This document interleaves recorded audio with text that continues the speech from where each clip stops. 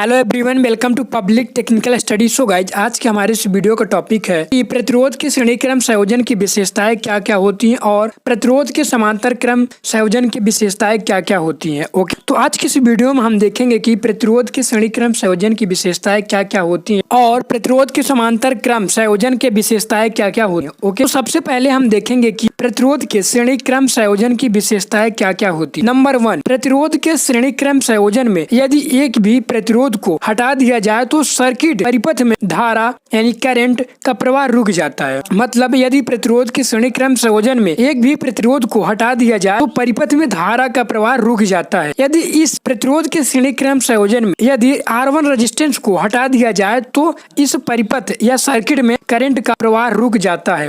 यदि इस प्रतिरोध के श्रेणी क्रम संयोजन में यदि R1 रेजिस्टेंस को हटा दिया जाए तो इस सर्किट में करंट का प्रवाह फ्लो होना रुक जाता है। ओके, करंट का प्रवाह रुक जाता है। क्लियर। नंबर 2, प्रतिरोध के श्रेणी क्रम संयोजन में धारा या करंट एक ही मात्रा में प्रवाहित होती है। ओके।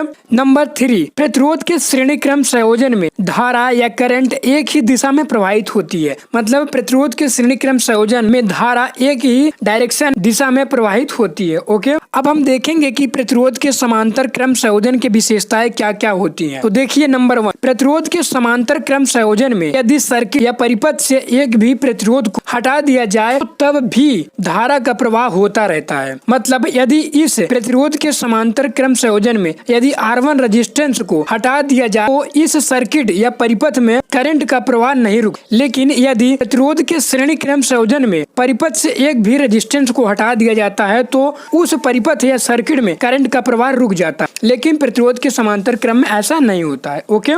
नंबर 2, प्रतिरोध के समांतर क्रम संयोजन के परिपथ में धारा या करंट का योग सप्लाई करंट के बराबर होता है। ओके, प्रतिरोध के समांतर क्रम संयोजन के परिपथ में धारा या करंट का योग सप्लाई करंट के बराबर होता है। नंबर 3, प्रतिरोध के समांतर क्रम संयोजन में सभी प्रतिरोध पर धारा का मान बराबर होता है। प्रतिरोध के इस समांतर क्रम संयोजन में लगे रेजिस्टेंस R1, R2 व R3 पर करंट का मान बराबर होता है। ओके।